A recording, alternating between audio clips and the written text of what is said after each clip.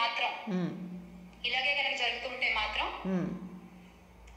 Okay పెద్ద ఎత్తున ఉద్యమించడానికి మేము రెడీ.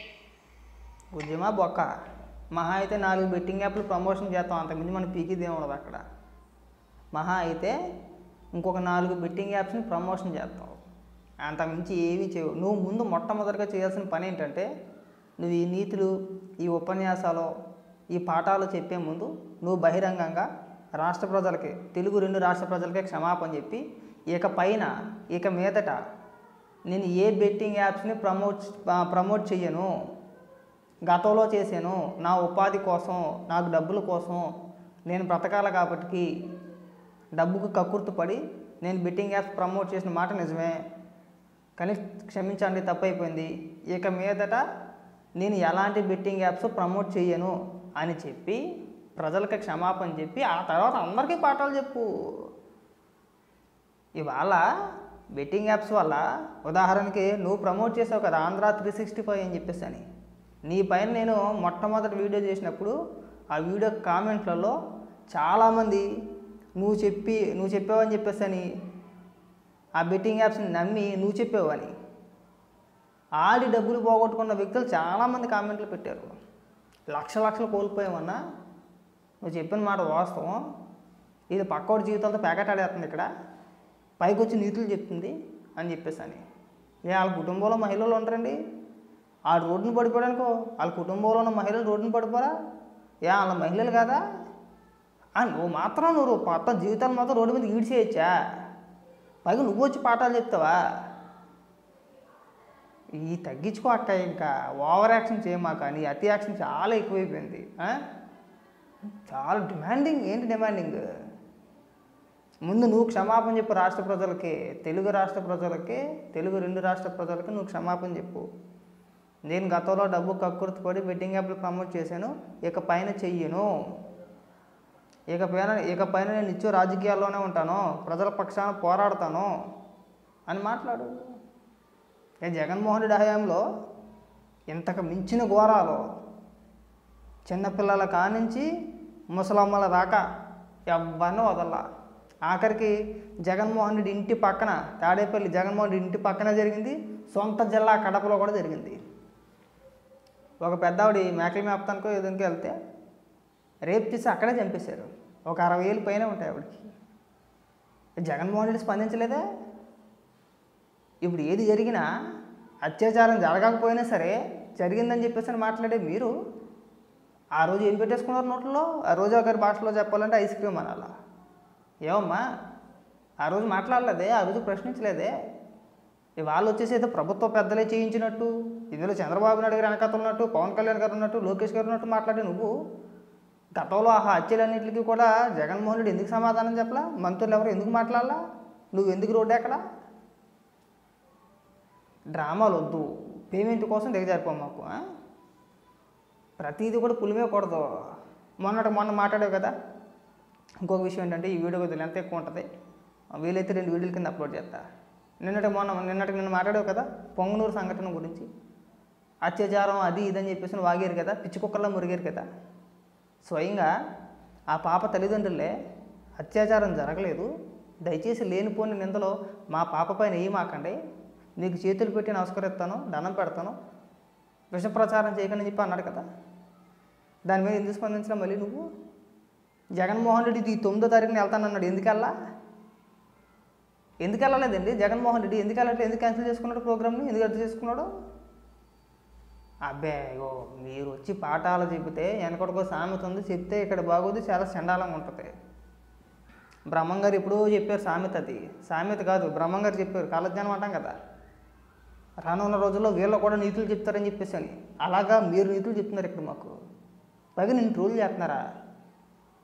మీ పైన ట్రోల్ తీసుకొని కేసులు పెడితే తీసుకుంటలేదా? పెట్టి ఏమని పెడతావు కేసులు? పెట్టు. నువ్వు బెట్టింగ్ యాప్ ప్రమోట్ చేసిన వీడియో ఇంకా మా దగ్గర ఉన్నాయి, మేము కూడా పెడతాను ఈ పైన. పెట్టలేక కాదు, కేసులు పెట్టలేక కాదు, ఇక్కడ మనకే కాదు మాట్లాడే హక్కు అందరికీ ఉంటుంది. నీకు ఉంటుంది, నాకు ఉంటుంది, ఇంకా మిగిలిన వ్యక్తులకు ఉంటుంది, అందరికీ ఉంటుంది. మాట్లాడే స్వేచ్ఛ అందరికీ ఉంది. నువ్వు పెట్టేస్తావు పేర్లు అందరికీనే. మన చంద్రబాబు నాయుడు గారిని ఉద్దేశించి ఏమన్నావు? పోశెట్టి గీశెట్టి అన్నావు కదా, అలాగే అంటారు అందరూ కూడా మనల్ని. మనం 10 మందికి ముద్దు పేర్లు పెట్టేస్తే వాళ్ళు కూడా మనకు ముద్దు పేర్లు పెడతారు. మనం చక్కగా మాట్లాడితే ఎదుటి వ్యక్తులు కూడా మన గురించి చక్కగానే మాట్లాడతారు. మనం వంకర తెంకరగా మాట్లాడితే వంకర తెంకరగా మాట్లాడరు, అంతకంటే ఎక్కువగా మాట్లాడతారు. ఇప్పుడు ఉదాహరణకి నువ్వు నన్ను ఎదవా అన్నావు అనుకో, నేను తిరిగి ఎదవా అని చెప్పేసి అన్నావు. అంతకు మించి పెద్ద పదం ఏమైనా ఉంటే నీకు ఎక్కువ నిప్పు తాగలాలి కాబట్టి అంతకు మించి పెద్ద పదమే నేను మాట్లాడతా. నువ్వు మాట్లాడినట్టు నేను మాట్లాడతానా? అంటే నువ్వు తిడితే నేను పడతానా? పడను కదా. నువ్వు చంద్రబాబు నాయుడు గారికి ఒక ముద్దు పేరు పెట్టడానికి ట్రై చేసావు, నీ అసలు రొక్క మొత్తం బయట పెట్టారు, నీకు రకరకాల పేర్లు ఉన్నాయన్నారు, అమెరికా అన్నారు, అదన్నారు, ఇదన్నారు, చాలామంది అన్నారు, చాలా రకరకాలుగా మాట్లాడారు, ముద్దు పేర్లే. మనం మర్యాదగా చంద్రబాబు నాయుడు గారు ఇదే నన్ను మాట్లాడితే ఎంతమంది మాట్లాడట్లేదు? ఎంతమంది లేరు వైసీపీలో మాట్లాడే వాళ్ళు? బోడి మంది నాయకులు ఉన్నారు.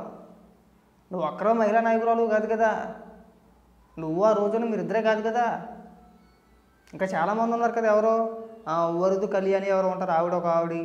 తర్వాత రాజమండ్రిలో ఇంకొక ఆవిడ ఉంటుంది, షర్మిలారెడ్డి ఎవరో ఆవిడ. ఇంకా అధికార ప్రతినిధులు ఇంకా చాలామంది ఉన్నారు, వైఎస్ఆర్సీపీ పార్టీకి సంబంధించిన వ్యక్తులే, మహిళా నాయకురాలే. వాళ్ళు కూడా రోజు ప్రెస్ మీట్లు పెట్టి మాట్లాడతారు. వాళ్ళని ఎవరో ట్రోల్ చేయరు, వాళ్ళ గురించి ఎవరో చెడుగా మాట్లాడరు. నీ గురించి ఎందుకు మాట్లాడుతున్నారు? చెడుగా అంటే నేనేం బూతులు తిట్టట్లా, లకారాలతో ఏం సంబోధించట్లా.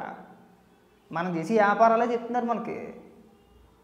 కేసులు పెట్టి కళ్ళని నీళ్ళు పెట్టేసుకుంటుంది. ఇంకా ఈ ఏడుపోటు తక్కువ. ఇంకా నేను అందుకే అంటున్నాను అక్క, మనం మాట్లాడేటప్పుడు వాళ్ళ దగ్గర పెట్టుకుని మాట్లాడాలి. ఏది పడితే అది మాట్లాడితే ఇలాగ ఉంటుంది. మనం వెనకాతల వైట్ పేపర్ అనుకో, మనకి ఏ మచ్చ లేకపోతే మనం 10 మందికి పాఠాలు చెప్పొచ్చు.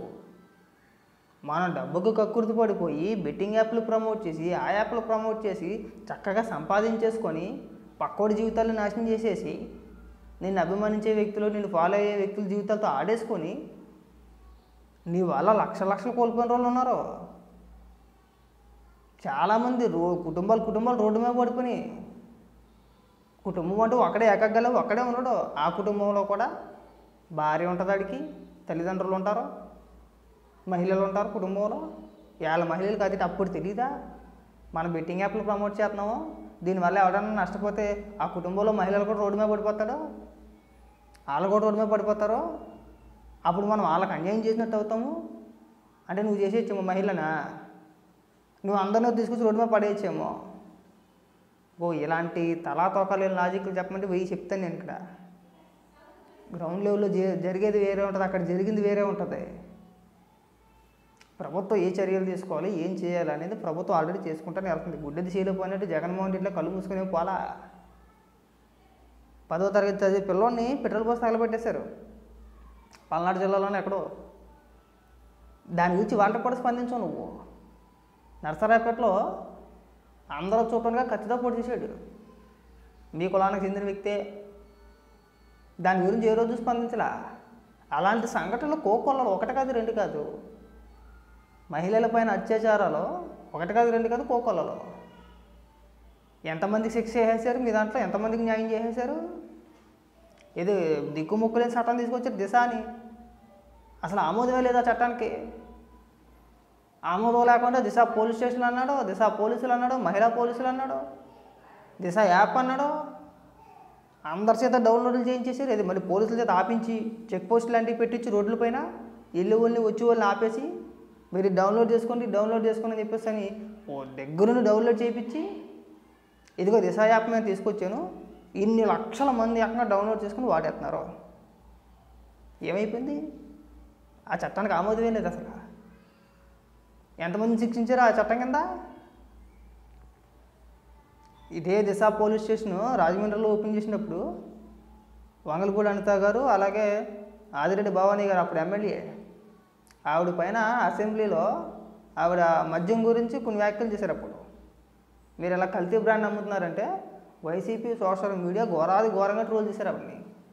ఆ ట్రోల్ చేసిన సందర్భంలో భవానీ గారు, వంగలపూడి అనిత గారు, కొంతమంది నాయకులు, వాళ్ళతో పాటు నేను కూడా ఉన్నాను, ఒక కార్యకర్తగా నేను కూడా ఉన్నాను. అక్కడ కంప్లైంట్ చేయడానికి ఆ దిశ పోలీస్ స్టేషన్కి వెళ్తే, మేడం ఇంకా ఈ చట్టం అమలులోకి రాలేదండి, పోలీస్ స్టేషన్లు అయితే ఓపెన్ కానీ ఇంకా చట్టం అమల్లోకి రాలేదని అక్కడ ఉన్న ఎస్ఐ గారు చెప్పారు. అర్థమైందా? చట్టానికి అసలు దానికి అసలు ఆమోదమే లేదు. దానికి చెప్పు, ఎంతమందికి మీరు శిక్ష చేశారు దిశ చట్టం కింద? నువ్వు వచ్చి ప్రభుత్వానికి పాఠాలు చెప్తావా? వింటారా? ఇప్పుడు మనం గతంలో